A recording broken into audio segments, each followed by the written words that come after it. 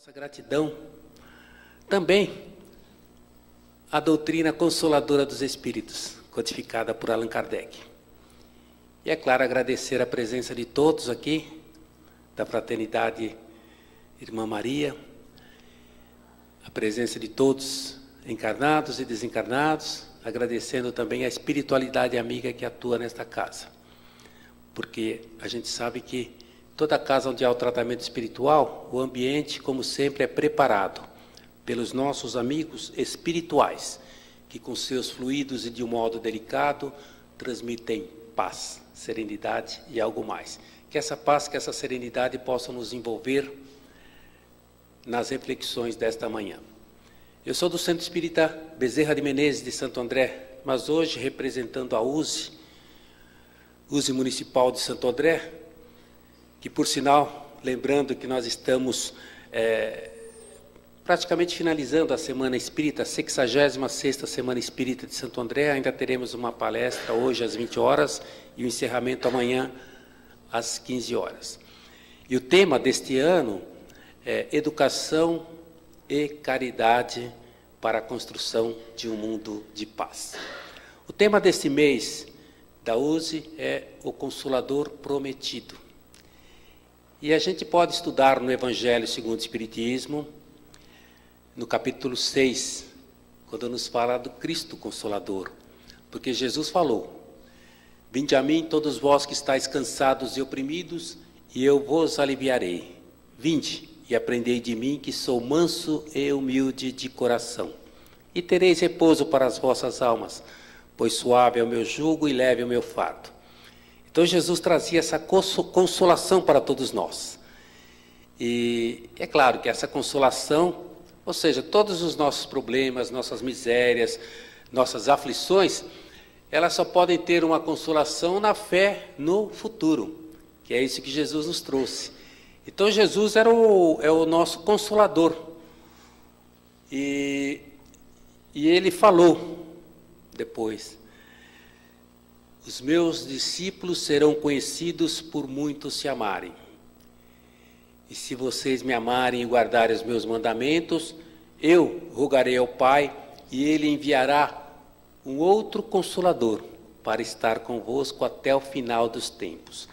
E esse Consolador, ele virá explicar tudo aquilo que eu já falei e trazer novidades que eu não tive tempo de falar.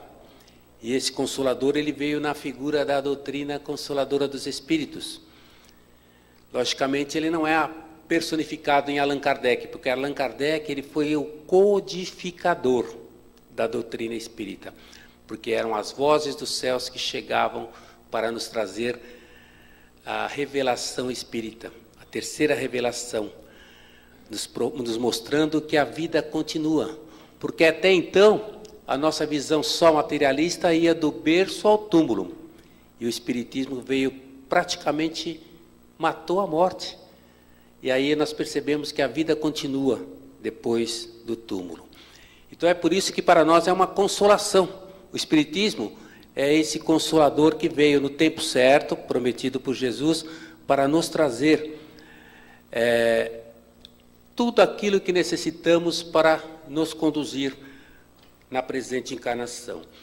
Então a gente sabe que o caráter evolucionista da doutrina espírita é nascer, viver, morrer, renascer ainda e progredir sem cessar.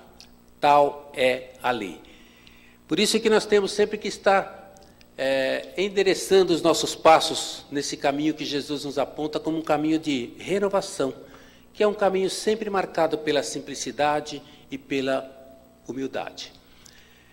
E nesse capítulo 6, o Espiritismo vem justamente para nos mostrar e nos trazer realmente as informações para que nós saibamos de onde viemos, o que fazemos aqui na Terra e para onde vamos. Então é por isso que esse mês de outubro, que nós homenageamos Kardec, ou o professor Hippolyte Léon Denisard Rivail, é um mês em que nós temos mais eventos comemorativos para a doutrina espírita. Então nós temos Semanas Espíritas Nós tivemos em Santo André, São Bernardo, São Caetano, em Mauá, tudo nesse mês. Tivemos várias homenagens a Allan Kardec, pela passagem do seu aniversário. Então é um mês que nós temos que realmente lembrar de Kardec, o professor Hippolyte Léon Denisard Rivaio. Então eu citei que nós temos algumas mensagens do Espírito de Verdade. E ele traz algumas mensagens falando assim de uma maneira: venho como outrora, né, aos transviados filhos de Israel. É a maneira que ele vai falando, e no primeira mensagem, inclusive, ele fala assim: Espírita, primeiro mandamento, amai-vos. Segundo mandamento, instruí-vos. Todas as verdades se encontram no cristianismo. Muitos chegam a afirmar que esse Espírito da Verdade é o próprio Cristo. Outros já afirmam que não, que esse Espírito da Verdade é João Batista. O Elias voltou como João Batista e ele seria esse Espírito da Verdade. Mas não importa. O que importa é que são as vozes do céu que nos chegam trazendo as novidades, né, da Boa Nova, recordando-nos a mensagem de Jesus. João Batista, a gente sabe que não foi só um profeta. Ele foi aquele que preparou o caminho para Jesus. Então ele trazia toda aquela mensagem, já naquela época, antes de Jesus chegar. Então esse Espírito da Verdade, ele nos traz essa mensagem que nos fala da doutrina espírita, como sendo, com essa afirmação que nós devemos buscar realmente nos instruir, nos amar e nos instruir. É aquilo que nós buscamos aqui na Casa Espírita, sempre, nos estudos, nos cursos, para que nós consigamos realmente hoje ser melhor do que ontem e amanhã com certeza seremos melhor do que hoje. Nesse rumo, né? Porque a doutrina espírita ela nos traz uma fé raciocinada. Não uma fé inabalável, senão aquela que pode encarar a razão face a face em todas as épocas da humanidade. Ele traz um lema também para nós. Reconhece-se o verdadeiro espírita pela sua transformação e pelos esforços que faz para domar as suas más inclinações. Numa outra mensagem do Espírito de Verdade, ele fala que ele é o médico das almas. E, ao final, ele traz uma mensagem de consolação para nós, dizendo assim, que Deus consola os aflitos, né, e dá força aos que lhe a pedem. Ao lado de cada lágrima, ele coloca um bálsamo que consola. Devotamento e abnegação são uma prece contínua. Toda a sabedoria humana reside nessas duas palavras. Pudessem os homens compreender, ao invés de reclamar contra as dores, os sofrimentos que são nessa vida, o quinhão de oportunidades para nós progredirmos. E aí, ao final, ele fala assim, que tomai por divisa essas duas palavras, devotamento e abnegação, e se sentireis melhores. Porque o corpo sofre mais quanto mais esteja o espírito abatido, né? Ou sofrendo. Então essa mensagem serve-nos de consolação. Mas, como é um mês de Kardec, nós podemos nos lembrar de Kardec, ou do professor Hippolyte Léon Denisard Rivaio. Tem um livro psicografado por Francisco Cândido Xavier, e ele traz duas mensagens relacionadas a Kardec. Uma delas é antes de Kardec ainda, ele iria nascer em 1804, e ele traz a mensagem que fala Kardec e Napoleão. Era a preparação para a vinda de Kardec aqui na Terra, logo na virada do século, no dia 31 de dezembro de 1799. Então, e depois ele traz uma outra mensagem também chamada A Consciência Espírita. Quem trouxe essa mensagem foi Irmão X, ou Humberto de Campos. Aliás, Humberto de Campos será homenageado num filme, né, de Oceano Vieira, que se chama Humberto de Campos, o Imortal da Boa Nova. Acho que já foi até lançado. E Humberto de Campos, ele traz sempre a mensagem de Jesus, a vida de Jesus lá na Boa Nova, que é uma obra extraordinária, que nos traz realmente assim, muitas informações da presença do nosso guia e modelo da humanidade, como está lá na questão 625 do Livro dos Espíritos. E essa primeira historinha que ele conta, eu vou tentar rapidamente passar para vocês. Diz que, logo após o 18 Brumário, que foi em 9 de novembro de 1799, quando Napoleão se fez primeiro cônsul da França, reuniu-se na espiritualidade grandes figuras, missionários da religião. Então, chegou, quando a gente fala de Brumário, lembra o quê? Lembra a bruma, lembra a névoa. Era um momento assim em que a França ainda passava por problemas, havia passado pela Revolução Francesa, onde várias pessoas foram guilhotinadas, mas aquela bandeira da liberdade, fraternidade e igualdade continuava ainda, né, erguida, para mudar as nossas ideias, as nossas mentes, para uma transformação realmente da humanidade. Então, diz Humberto de Campos que no coração da latinidade, personalidades de Roma imperial, pontífices, guerreiros das Gálias, da Espanha, legiões de Césares com seus estandartes, falanges de batalhadores gauleses, gregos, lembrando a Acrópole, israelitas famosos, eslavos, germânicos, chineses, filósofos hindus, teólogos budistas, pessoas da Inglaterra, chineses, também muitos filósofos hindus, estava também presente até seguidores de Maomé. E entre as pessoas que estavam lá presentes estavam Sócrates, Platão, Aristóteles, Apolônio de Tiana, Orígenes, Hipócrates, Agostinho, Fénelon, Giordano Bruno, Tomás de Aquino, Vicente de Paulo, Joana d'Arc, Teresa d'Ávila, Catarina de Siena, Bossuet, Spinoza, Erasmo, Milton, São Luís, ou seja, personalidades famosas, missionários famosos que trouxeram, tanto na cultura quanto na ciência, a maneira de nos transformarmos, de transformar a humanidade. Estava também Cristóvão Colombo, Gutenberg, Galileu, Pascal, Swedenborg, Dante Alighieri, e num lugar menos brilhante estavam aqueles trabalhadores de ordem inferior e muitos dos que tinham sido guilhotinados, como Maria Antonieta, Robespierre, Danton, Camille, Madame Roland. Madame Roland é aquela que, antes de ser guilhotinada, ela até bradou, né? Ó, liberdade, liberdade, quantos crimes se cometem em seu nome. Ficou famosa com essa frase. Estava também Voltaire, Rousseau.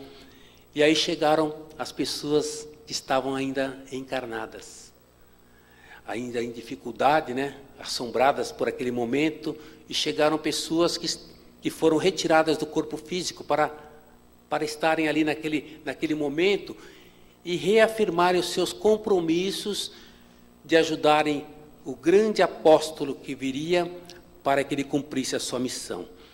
E entre eles estavam Beethoven, Fulton, Pestalozzi, Pio VII e Napoleão. Napoleão Bonaparte, o grande curso, chegou também. E aí, de repente, abriu-se uma ponte elevadiça que ligava, né, a terra ao céu, e começaram a descer estrelas, rolando estrelas, e quando chegavam no chão, se transformavam em pessoas. E entre elas apareceu o grande missionário, que no futuro seria Kardec. E aí Napoleão se ajoelhou à sua frente e teve lá, né, aquela conversa toda. Depois, se vocês quiserem ler com calma no livro Cartas e Crônicas, toda essa história. E aí ele ficou aguardando ali naquele momento, porque o próprio emissário, o apóstolo de Jesus que estava ali, com toda a sua indumentária e brilho e tanta luminosidade, ergueu o Napoleão, e aí ele ficou aguardando.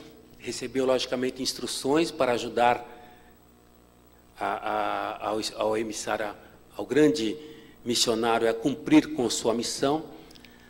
E aí, de repente, quando terminou a reunião, né, todos foram reconduzidos, e o próprio Napoleão, o grande corso, foi levado pelo próprio Kardec ao corpo físico. Aí, passou os dias, ele esqueceu do compromisso assumido. Tanto assim que, em maio de 1804, ele pediu para que Pio VII, né, o consagrasse o imperador da França. E seguiu com as suas batalhas, com a sua luta de conquistas, porque no passado ele tinha sido o grande César. E agora, como Napoleão, ele continuava ainda com aquele ímpeto de guerreiro e de conquistas, até o ponto dele ser exilado. E depois, em 3 de outubro de 1804, nasceu Hippolyte Léon Denisard Rivail. E ele, até os 50 anos, ele praticamente ficou escondido, como um simples mestre-escola. Dedicou-se como discípulo de Pestalozzi, como mestre-escola na Suíça, onde ele dizia que a intuição é a base da educação. O momento de ensinar não é o de julgar nem de criticar, e que deveria se aproveitar sempre o potencial da criança. Como professor Hippolyte Léon Denisard Rivail, ele escreveu várias obras para a instrução pública, para melhorar a instrução pública. Cursos práticos e teóricos de aritmética, de gramática francesa, problemas de aritmética e geometria, ditados de cursos de química, física, astronomia, fisiologia. E ele falava alemão, inglês, holandês, lógico, francês também, conhecia latim e grego. O Jorge Risini, ele foi até lá, na França, para ver o local onde Kardec nasceu. E ele traz algumas particularidades sobre Hippolyte Léon Denisard Rivail. Seu pai se chamava Jean-Baptiste Antoine Rivail, era um juiz católico. Sua mãe, Jeanne Louise Duhamel. Agora, uma pergunta. Alguém aqui, né? Todos nós sabemos a biografia de Kardec. Alguém aqui sabe que horas que nasceu Kardec e quem foi o parteiro ou a parteira? E ele traz essa resposta. Kardec nasceu às 19 horas, ele morava, o seu endereço era Rua Salas 76. E o médico parteiro foi o Dr. Pierre Radamel. Logicamente, ele foi batizado aos 11 meses, como católico, na igreja Legris Saint-Denis de la Croix-Rosée. E quem o levou para a Suíça foi sua mãe, Jeanne. Logicamente, ele estudou lá com o grande Pestalozzi, que era um missionário na pedagogia, na educação. Depois ele volta para Paris e foi morar na Rua dos Mártires, número 8.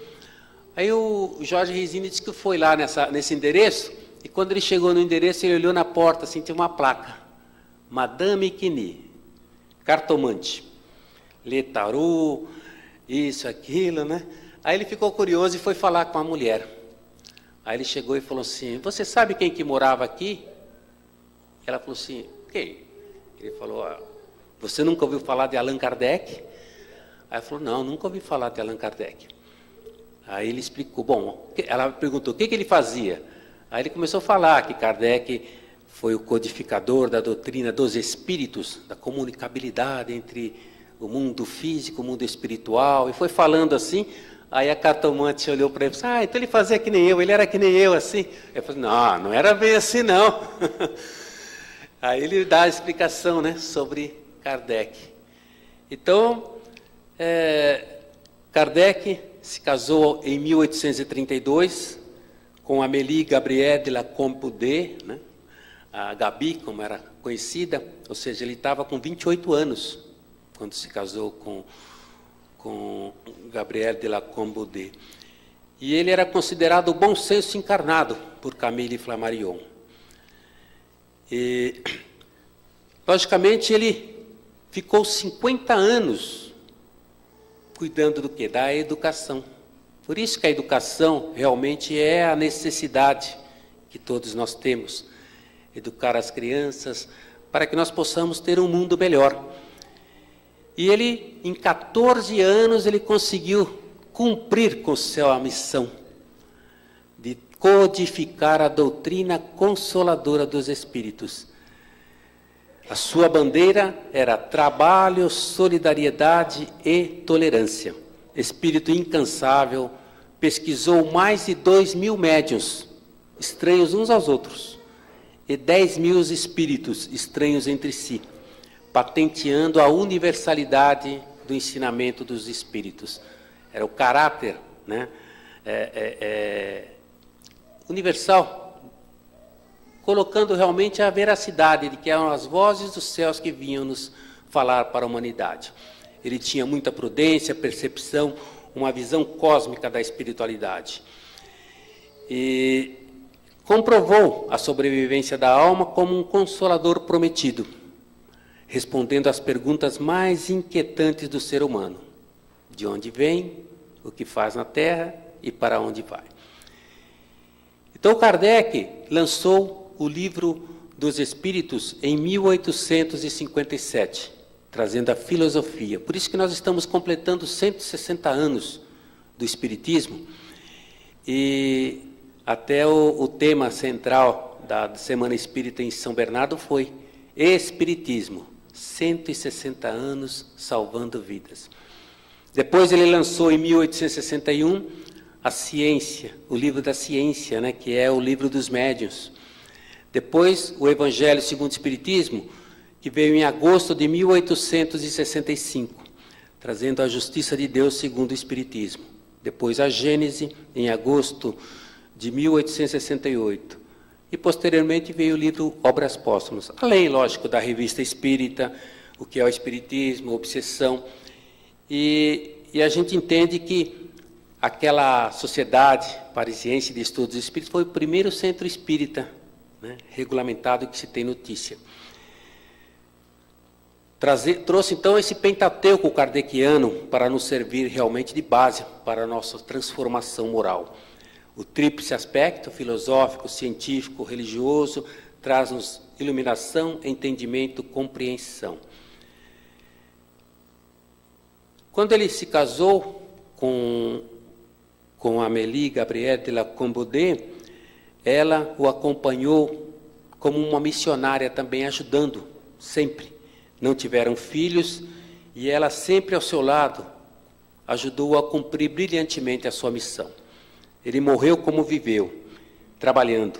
E quando ele se preparava até para mudar, ele desencarnou. No seu túmulo está aquele caráter evolucionista, né? Nascer, morrer, renascer ainda e progredir sem cessar. Quando ele morreu, ele morava na rua Sainte-Anne, número 59. No seu enterro estavam presentes mais de 2.000 pessoas. Foi enterrado no local chamado Montmartre. Depois, posteriormente, foi trasladado para o Père-Lachaise, no seu túmulo. E segundo Emmanuel, ele era um dos discípulos mais lúcidos de Jesus.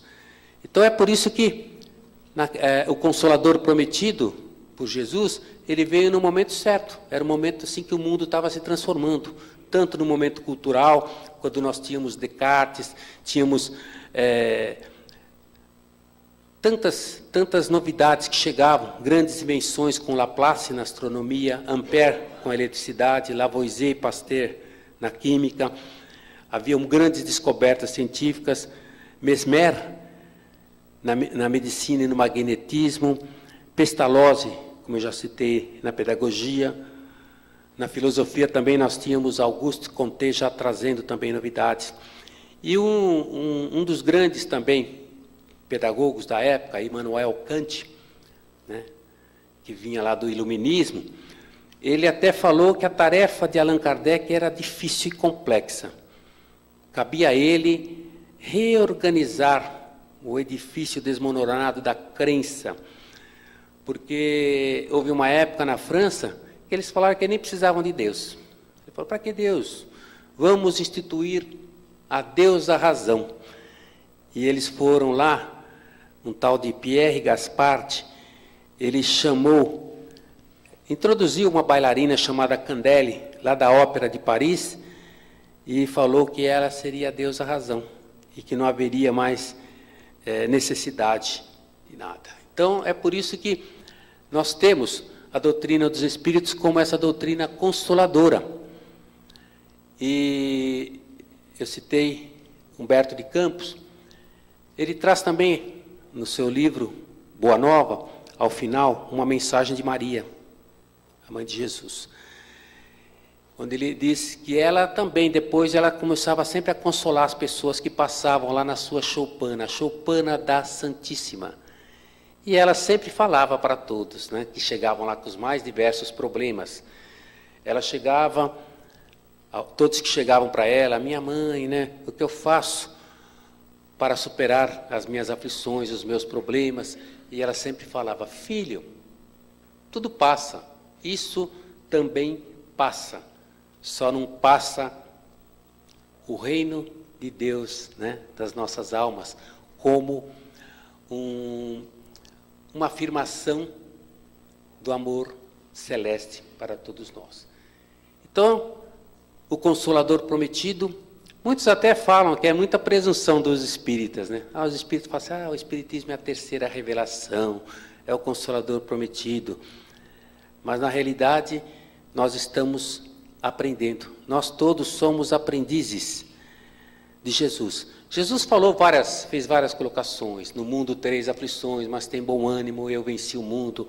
No mundo as iniquidades se multiplicarão, e a fé ou o amor de muitos esfriará. Mas aqueles que perseverarem até ao fim serão salvos. E essas colocações que chegam para nós de Jesus mostram realmente que Ele está presente agora, quando nós temos a doutrina consoladora dos Espíritos. Então eu trouxe uma mensagem de Emmanuel. Emmanuel, ele fala de Kardec e de Jesus. Primeiro, eu vou relembrar a mensagem que está lá no livro Cartas e Crônicas, a segunda mensagem que fala da consciência espírita. Conta-se que Kardec, quando estava preparando as questões que ele ia levar para os espíritos superiores, ele ficou sabendo que Martinho Lutero, o grande reformador, tinha tido um sonho. E Martinho Lutero conta que esteve lá no céu, fala como é que eram as ruas, como as pessoas viviam. E aí Kardec ficou impressionado com aquelas informações e foi dormir e teve um sonho também. Só que ele não foi para o céu, ele foi para um lugar assim nevoento, igual o umbral de nosso lar. E ele ficava ouvindo as pessoas se lastimarem, chorando, arrependidas e, logicamente, pedindo uma oportunidade de reparação. Porque a gente sabe que o arrependimento não basta. Vem a expiação e depois a reparação. E ele ficava ouvindo aquelas pessoas se lastimarem porque não tinham feito o bem que deveriam fazer ou tinham praticado algum mal. E aí, então, Kardec ficou assim pensando, quem será que são essas pessoas que nos dá tanta pena de ouvir chorarem dessa forma? Aí o mentor que eu havia levado até aquele local, olha para ele e ele fala assim, aí estão os imperadores romanos, aqueles que ostentavam o poder, mas traziam sofrimento ao povo? Ele falou assim, não, de forma alguma. Aqueles grandes imperadores na categoria de Tibério e tantos outros, apesar de ostentar o poder, não tinham um pingo de evangelização. Mas todos eles já tiveram oportunidades benditas de reencarnarem e agora já estão no caminho do bem. Alguns ainda estão estagiando por aí, mas a maioria já saiu daquela situação. Aí Kardec pensou, bom, então aí estão aqueles que crucificaram Jesus. Eu falei assim, também não. O próprio mestre falou, Pai, perdoai-os, pois eles não sabem o que fazem. Também todos eles já tiveram processos reencarnatórios benditos para superarem o mal e seguirem no caminho do bem. Aí Kardec começou a lembrar dos guerreiros, Átila, Gengis Khan, tantos outros que atacavam as aldeias, matavam mulheres, crianças. Aí o mentor falou assim, esses guerreiros também não se encontram por aqui. Kardec ficou curioso e falou assim, mas como? Então quem são essas criaturas que nos dá tanta pena de ouvirem chorar dessa forma? Aí o mentor falou, aí estão os cristãos infiéis de todas as épocas. Aqueles que sabiam o que deveriam fazer e não o fizeram por livre e espontânea vontade. Para estes, o novo berço é muito mais difícil. Aí Kardec acordou assustado, se levantou de imediato e, para não esquecer aquele momento, ele formulou a questão 642 que está no Livro dos Espíritos, que diz assim, para agradar a Deus e ter um futuro venturoso aqui na Terra, bastará o homem evitar o mal?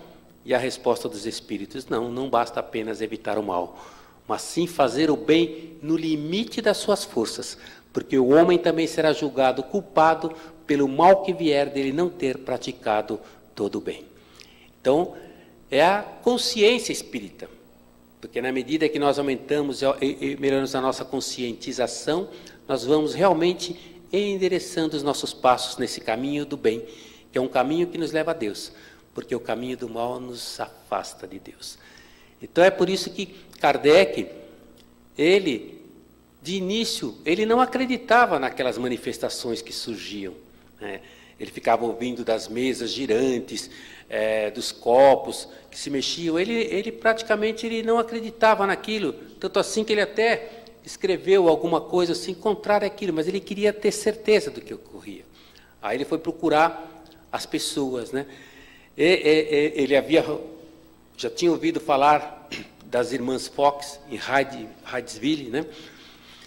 Mas ele foi procurar o Monsieur Fortier, que era um magnetizador, e ele se interessava também por tudo isso, um pesquisador como ele era, mas ele falou assim, só quando vierem me provar que mesas têm cérebro para pensar, nervos para sentir, aí ele iria entender o que ocorria ali. E ele continuou a pesquisar. Depois ele foi procurar outras famílias, foi procurar a senhora Carlotte, a senhora Roger, o senhor Patrier, a senhora Plenet-Maison, todo nome francês. E depois, em 1856, o Monsieur Roustan e a senhora Jafé, que dizem até que é uma das encarnações de Chico Xavier. Até que ele percebeu realmente o caráter universal daquele ensinamento dos Espíritos chegava. Ele percebeu a grande missão que ele tinha. Então ele iniciou o texto do Livro dos Espíritos e foi procurar o editor.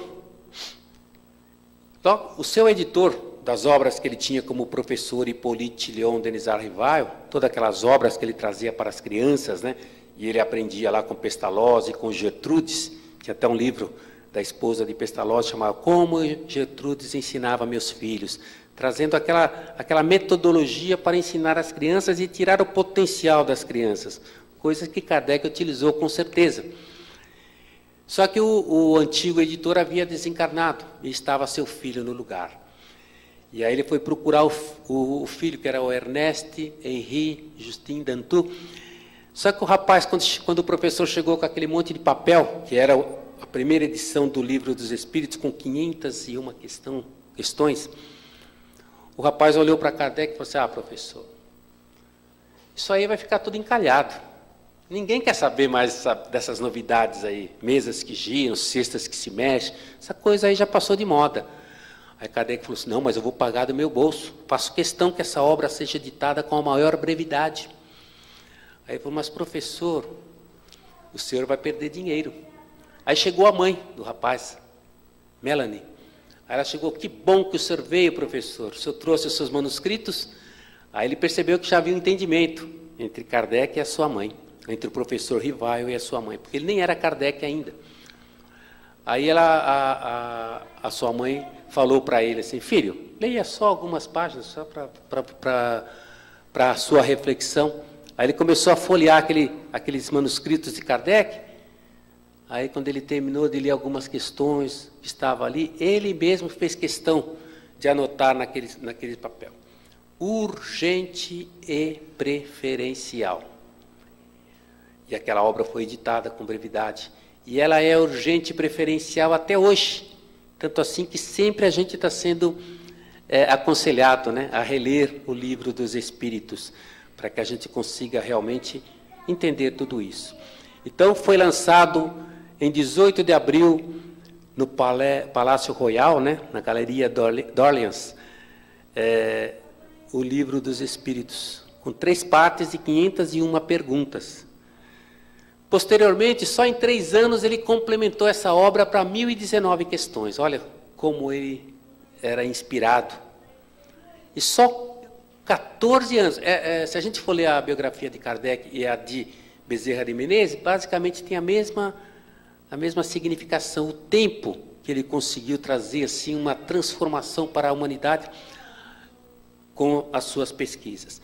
Em 1858, ele já começou a trazer a Revista Espírita, que é um jornal de estudos psicológicos. Depois fundou a Sociedade Parisiense de Estudos Espíritas, e tinha reuniões às terças-feiras. E nessas reuniões participava a senhorita Hermance Dufault, que hoje tem tantos livros, né, psicografados por ela. Depois, ele lançou outros livros, né, como nós já citamos também, e em 1860 já a segunda edição do Livro dos Espíritos, em março, com 1019 questões. Depois veio o Livro dos Médiuns, em 1861, o Espiritismo na nova expressão, mais simples, em 1862. Em 1864 ele lançou a Imitação do Evangelho segundo o Espiritismo, que depois, posteriormente, mudou o nome, né? E em 1865, O Céu e o Inferno. Então é por isso que Emmanuel traz uma mensagem em que ele fala assim para nós. O título é O Mestre e o Apóstolo. E Emmanuel diz assim: luminosa coerência entre o Cristo e o apóstolo que lhe restaurou a palavra. Jesus, o mestre. Kardec, o professor. Jesus refere-se a Deus junto à fé sem obras. Kardec fala de Deus entre as obras sem fé. Jesus é combatido desde a primeira obra do Evangelho, pelos que se acomodam na sombra. Kardec é impugnado desde o primeiro dia do Espiritismo pelos que fogem da luz. Jesus caminha sem convenções. Kardec age sem preconceitos. Jesus exige coragem de atitudes. Kardec reclama independência mental. Jesus convida ao amor. Kardec impele a caridade. Jesus consola a multidão. Kardec esclarece o povo. Jesus acorda o sentimento. Kardec desperta a razão. Jesus constrói. Kardec consolida. Jesus revela. Kardec descortina. Jesus propõe. Kardec expõe. Jesus lança as bases do cristianismo entre fenômenos mediúnicos. Kardec recebe os princípios da doutrina consoladora dos espíritos através da mediunidade. Jesus afirma que é preciso nascer de novo. Kardec explica a reencarnação. Jesus reporta-se a outras moradas. Na casa de meu pai há outras moradas. Kardec menciona outros mundos habitados. Jesus espera que a verdade emancipe os homens e ensina que a justiça atribui a cada um pelas próprias obras e anuncia que o Criador será adorado na terra em espírito e verdade. Kardec esculpe na consciência as leis do universo e conclui Emmanuel, em suma, diante do acesso aos mais altos valores da vida, Jesus e Kardec estão perfeitamente conjugados pela sabedoria divina. Jesus, a porta, Kardec, a chave. Então, se a gente tem a chave e a gente vai ter que ir em direção a uma porta, nós iremos com passos mais seguros e não com passos vacilantes, porque saberemos e temos a chave para que possamos nos transformar. Então é por isso que, neste mês, a gente tem essa homenagem ao Consolador prometido, e é lógico, ao codificador Kardec, Allan Kardec. Muita gente fala assim, eu sou espírita kardecista. É uma forma equivocada de dizer, porque o próprio Kardec, ele dizia, eram as vozes dos céus. Ele queria ser médium. Kardec queria ser um médium, psicógrafo, que ele via tanto aquelas pessoas psicografarem, mas foi instruído, orientado, que a missão que ele tinha era muito maior. Então ele teve realmente essa condição, tanto assim que Camille Flammarion dizia que Kardec era o bom senso encarnado. E nós temos essa doutrina consoladora, essa chave, como diz Emmanuel, em nossas mãos, para que a gente consiga realmente essa transformação. Eu citei o tema central da Semana Espírita de Santo André, educação e caridade, para a construção de um mundo de paz. Então, essa educação e caridade, basicamente todos os oradores que estiveram lá, inclusive a Anete Guimarães, que passou aqui também essa semana, eles falaram dessa necessidade realmente da educação.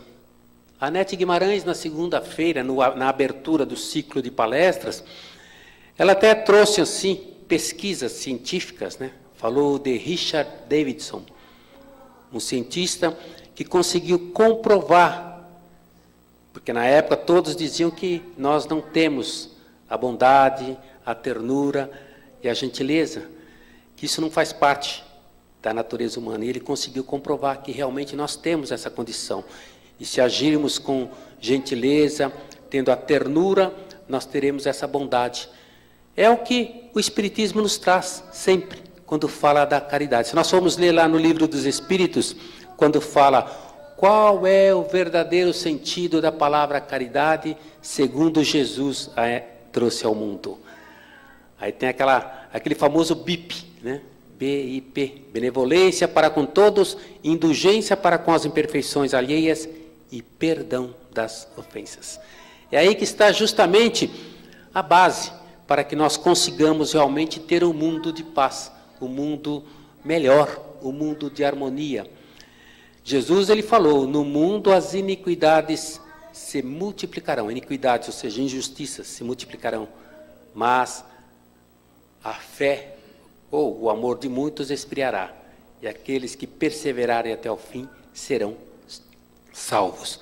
Então, que nós possamos perseverar, acreditar e que possamos realmente entender essa nossa necessidade de transformação, para que nós consigamos realmente endereçar os nossos passos nesse caminho que Jesus nos aponta como um caminho de renovação, que é um caminho sempre marcado pela simplicidade e pela humildade.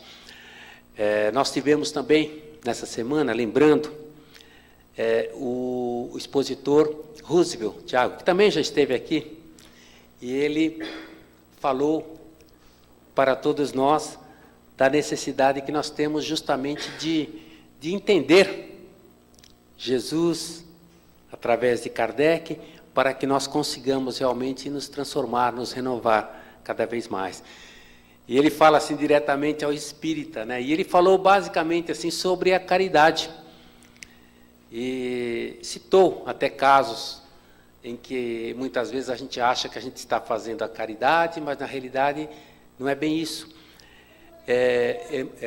Nós temos como nosso grande exemplo aqui, como missionário espírita, Chico Xavier, que através de Emmanuel ele recebeu aquela mensagem que ele deveria ter disciplina, disciplina e disciplina. Só que a gente percebe que nós ainda não conseguimos ter essa disciplina.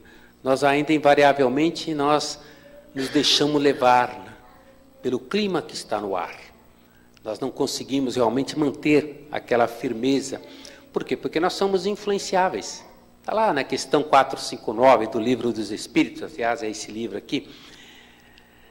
Influem os espíritos nos nossos pensamentos, nos nossos atos? Aí a resposta é muito mais do que imaginais. Geralmente são eles que vos dirigem. Mas, na realidade, a gente não deve se preocupar com isso. A gente tem que lembrar aquela mensagem de André Luiz, quando ele diz assim, está lá no sinal verde, onde ele diz, diante da noite, não acuse as trevas, aprenda a fazer lume. Ou seja, diante da noite, não acuse as trevas, aprenda a fazer luz.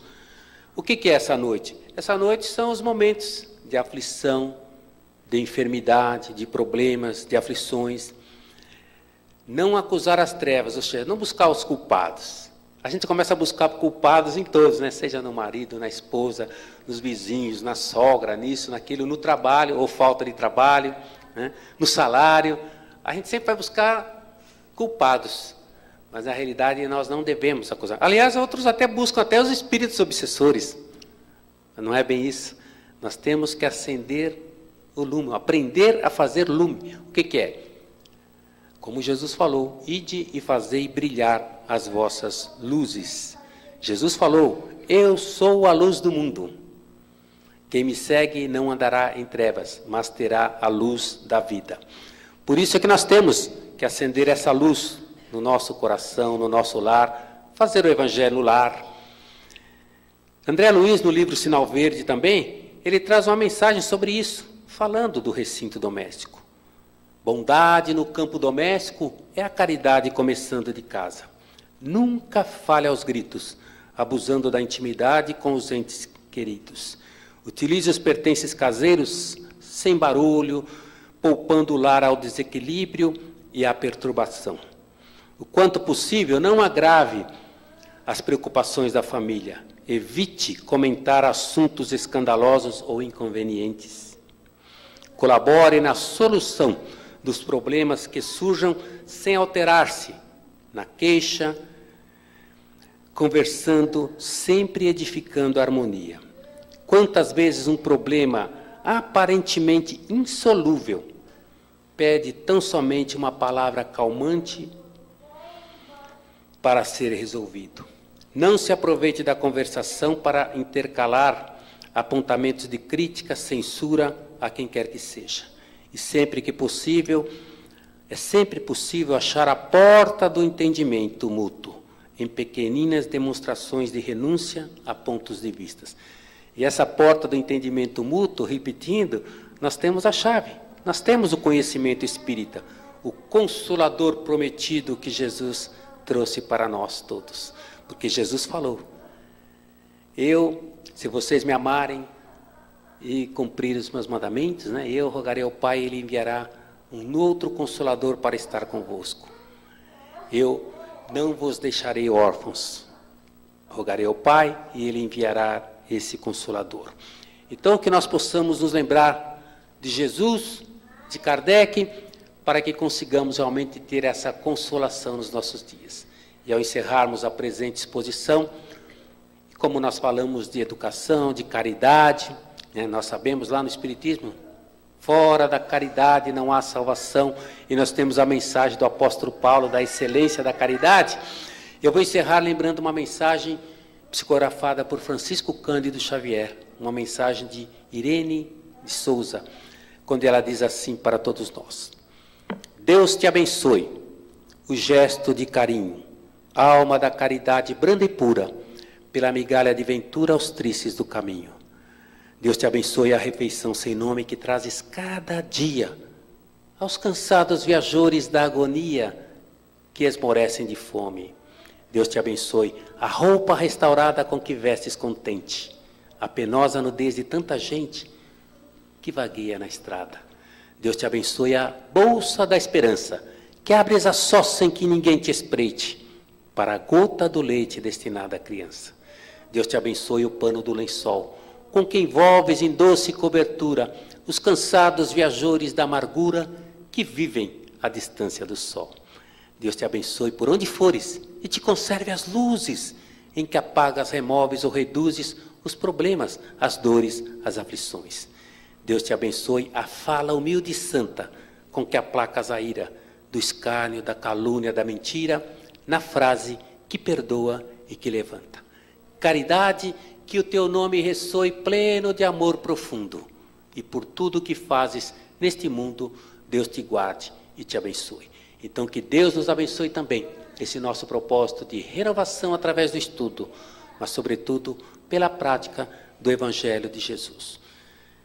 Muito obrigado a todos, um bom final de semana e uma boa semana para todos nós. Graças a Deus.